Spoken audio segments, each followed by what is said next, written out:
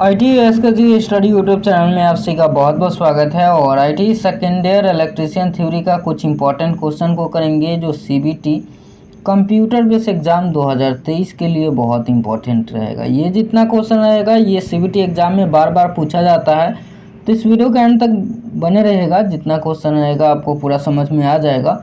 और आप लोग चैनल पर नए हो तो सब्सक्राइब ज़रूर कर लीजिएगा, अगला वीडियो अपडेट आए तो आपको समय समय पर मिलता रहे। क्वेश्चन आपसे पूछ रखा है ट्रांजिस्टर सर्किट में फंक्शन का प्रकार क्या है। क्या क्वेश्चन पूछ रखा है, जो ट्रांजिस्टर सर्किट में ये जो फंक्शन का प्रकार है ये कौन सा है। ये स्विचिंग है या दोलन है या मॉड्यूलेशन है या प्रवर्धक है।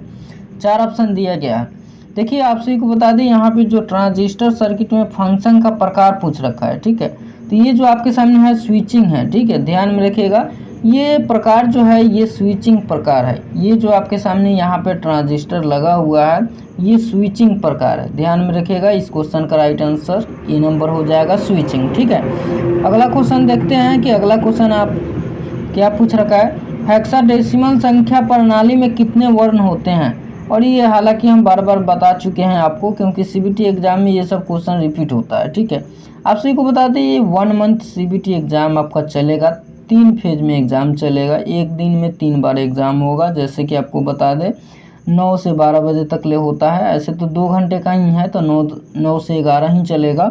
और उसके बाद 12 से 2 चलेगा, फिर 3 से 5 चलता है। तो ये 3 बार एग्ज़ाम होता है, ठीक है। 3 फेज में आप लोगों का एग्ज़ाम होगा, आप लोग टेंशन मत लीजिए। और यहाँ पे एग्ज़ाम बहुत अच्छा जाएगा। जितना हम क्वेश्चन दे रहे हैं आप लोग पढ़ते चलिए। हेक्साडेसिमल संख्या प्रणाली में कितने वर्ण होते हैं, 6 होते हैं या 8 या 12 या 16। राइट आंसर कमेंट बॉक्स में आप लोग ज़रूर बताइएगा। देखिए हेक्साडेसिमल संख्या प्रणाली में कितने वर्ण होते हैं, तो 16 वर्ण होते हैं, ध्यान में रखिएगा आप लोग। अगला क्वेश्चन आप सभी के सामने है और एम्पलीफायर का नाम पूछ रखा है, ठीक है। ये एक एम्पलीफायर है, इसका नाम क्या है, ठीक है। यहाँ पे एम्पलीफायर का नाम पूछ रखा है। यहाँ पे कन्फ्यूज़न नहीं होना है आपको, क्योंकि 4 ऑप्शन दिया गया है। पहले आप लोग ऑप्शन पढ़िएगा तो यहाँ पे कंफ्यूज हो जाइएगा, ठीक है। यहाँ पे पढ़िए, कॉमन एमीटर एम्पलीफायर या क्लास बी पुशपुल एम्पलीफायर या कॉमन कलेक्टर एम्पलीफायर या क्लास AB पुशपुल एम्पलीफायर, ठीक है। तो ये दोनों में ज़्यादातर आपको ध्यान देना है, ठीक है। ये दोनों में, इन दोनों के आप पढ़िए गौर से, ठीक है। क्लास B पुशपुल एम्पलीफायर है और दूसरा है क्लास AB पुशपुल एम्पलीफायर। तो आपको बता दें ये जो है ये एम्पलीफायर का क्या नाम है। तो ये जो एम्पलीफायर है इसका नाम है क्लास B पुशपुल एम्पलीफायर, ठीक है। ये AB नहीं लगा दीजिएगा CBT एग्ज़ाम में, ये घुमा करके आपको दे देगा। ये जो है ये घुमा करके दे देगा, तो आपको यहाँ पे ये वाला लगाना है क्लास B पुशपुल एम्पलीफायर। ये गलत नहीं लगा दीजिएगा, AB नहीं लगा दीजिएगा, ठीक है। इस क्वेश्चन का राइट आंसर B हो जाएगा, क्लास B पुशपुल एम्पलीफायर। जो ये आपके सामने दिया गया है वही है।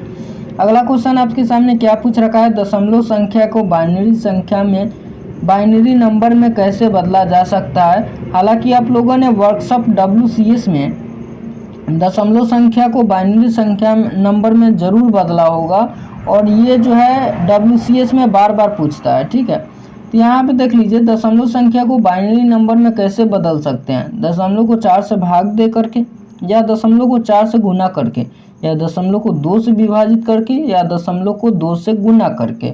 4 ऑप्शन तो दिया गया है, यहाँ पे आप लोग ज़रूर पढ़िए और राइट आंसर ज़रूर बताइए कि दशमलव संख्या को बाइनरी नंबर में कैसे बदला जा सकता है।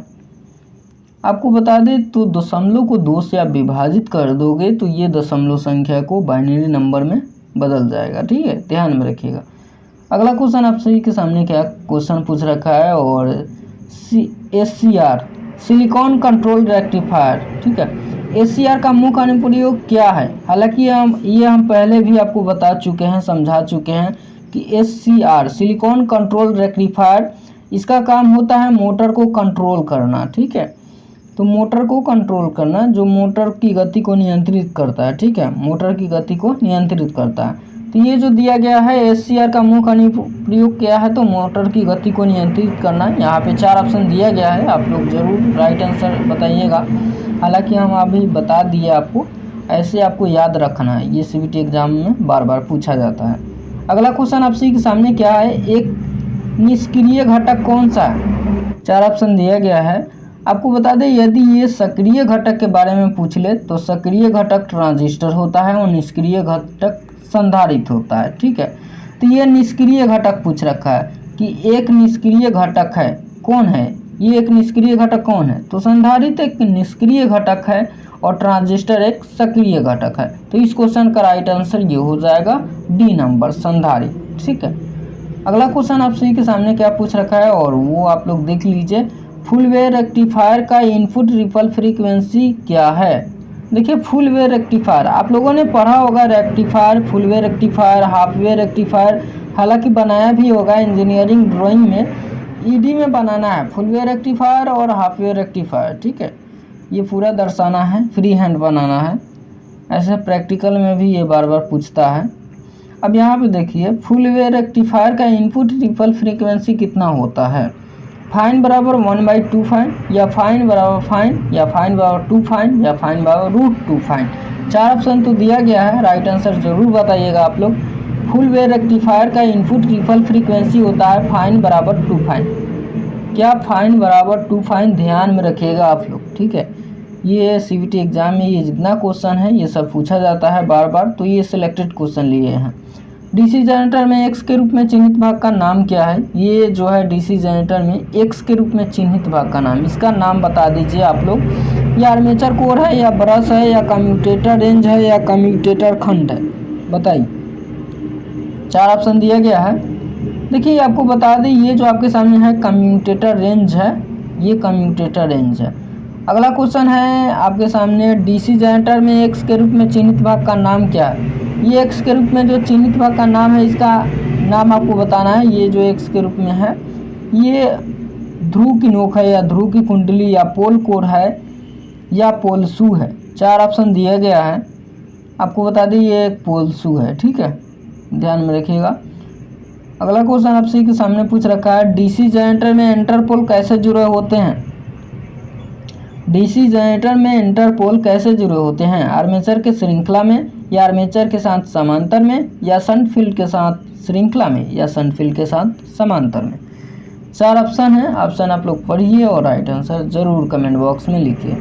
डीसी जनरेटर में इंटरपोल कैसे जुड़े होते हैं, तो आर्मेचर के श्रृंखला में, ध्यान में रखिएगा ये क्वेश्चन। ठीक है, आर्मेचर के श्रृंखला में जुड़े होते हैं। नेक्स्ट क्वेश्चन आपके सामने है, एक जनरेटर में योक और ध्रुव के मध्य से चुंबकीय सर्किट कैसे पूरा होता है।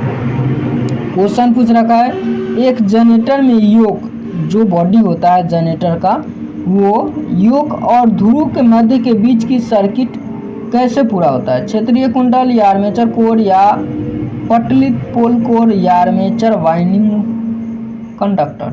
4 ऑप्शन दिया गया है, राइट आंसर जरूर बताइए। तो देखिए आप सभी को बता दें, एक जनरेटर में योक और ध्रुव के मध्य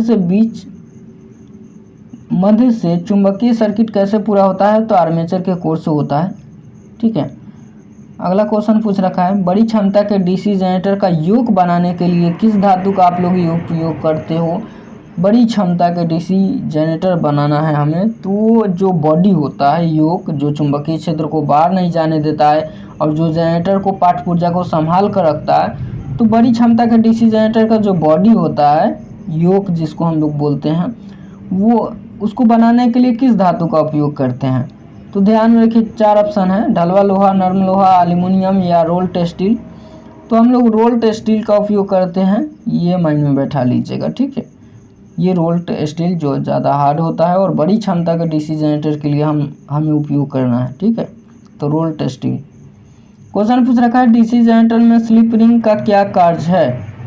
स्लिप रिंग का क्या कार्य है, आप लोग जरूर बताइए। स्लिप रिंग का कार्य क्या होता है। लगातार आउटपुट की आपूर्ति करता है, या एक दिशा में आउटपुट बनाता है, या विपरीत दिशा में आउटपुट बनाता है, या प्रत्यावर्ती कंडक्टर के आउटपुट एकत्र करता है। 4 ऑप्शन है, बताइए राइट आंसर। आपको बता दें कि डीसी जनरेटर में स्लिप रिंग का कार्य क्या होता है, तो ये एक दिशा में आउटपुट बनाता है। ठीक है, ये जो डीसी जनरेटर में स्लिप रिंग का जो कार्य होता है वो एक दिशा में ही आउटपुट बनाएगा, ये ध्यान में रखिएगा आप लोग। ठीक है, देखिए समय बहुत कम है, इसलिए कोशिश कराएं जल्द से जल्द करने का। ऐसे समझाने के लिए तो हम पहले बहुत वीडियो में आपको समझा चुके हैं क्वेश्चन बाय क्वेश्चन, और वो आप लोग प्लेलिस्ट में जा कर के देख लीजिएगा। चैनल के प्लेलिस्ट में जाइएगा तो वहाँ पे मिल जाएगा electrician theory second year. Armature winding प्रतिरोध को मापने के लिए किस उपकरण का उपयोग किया जाता है? क्वेश्चन पूछ रखा है जो आर्मेचर वाइंडिंग प्रतिरोध को मापना है हमें, तो उस मापने के लिए किस उपकरण का हम उपयोग करेंगे? मेगर, मल्टीमीटर या श्रेणी प्रकार ओम मीटर या केल्विन ब्रिज, किसका उपयोग करेंगे? तो देखिए आर्मेचर वाइंडिंग का हमें प्रतिरोध मापना है तो हम केल्विन ब्रिज का उपयोग करेंगे। ठीक है, नेक्स्ट क्वेश्चन है डीसी मोटर की गति नियंत्रण विधि क्या है? क्वेश्चन पूछ रखा है डीसी जनरेटर में गति नियंत्रण विधि क्या है, बताइए। फील्ड डायवर्टर विधि या फील्ड डैम्पिंग विधि या वोल्टेज नियंत्रण विधि या आर्मेचर डायवर्टर विधि? तो देखिए डीसी मोटर की गति नियंत्रण विधि क्या नाम है? ये जो है आपके सामने डीसी मोटर की गति नियंत्रण विधि जो दिया गया है इसका नाम पूछ रखा है, तो ये आर्मेचर डायवर्टर विधि है। ध्यान में रखिएगा, आपके सामने भी आर्मेचर लगा हुआ है, डीसी सप्लाई भी है, मोटर यहाँ पे लगा हुआ है और ये जो है डायवर्टर भी लगा हुआ है। ठीक है, तो ये जो है आर्मेचर डायवर्टर विधि है। ये आप लोग जो जितना जो ये बनाया गया है वाइंडिंग के साथ है, ये आप लोग देख लीजिए। और डीसी मोटर की गति नियंत्रण विधि का क्या नाम है? तो ये जो है आपके सामने जो डीसी मोटर का गति नियंत्रण विधि है ये है आर्मेचर डायवर्टर विधि। ठीक है, तो ये आप लोग ध्यान में रखिएगा क्वेश्चन का। तो इसी तरीके से आपको हम टेस्ट बाय टेस्ट देते रहेंगे, और इसके पहले वाला आप लोग टेस्ट नहीं देखे हैं टेस्ट सीरीज तो चैनल को प्लेलिस्ट में चले जाइए, वहाँ पे मिल जाएगा। और आप लोग जाते जाते चैनल को सब्सक्राइब ज़रूर कर लीजिएगा, अगला वीडियो अपडेट हो तो आपको समय समय पर मिलता रहे। आईटी के रिगार्डिंग कोई भी अपडेट आए या इन्फॉर्मेशन हो तो आपको समय समय पर मिलता रहे। गवर्नमेंट जॉब से रिलेटेड भी मिलेगा इस चैनल के माध्यम से।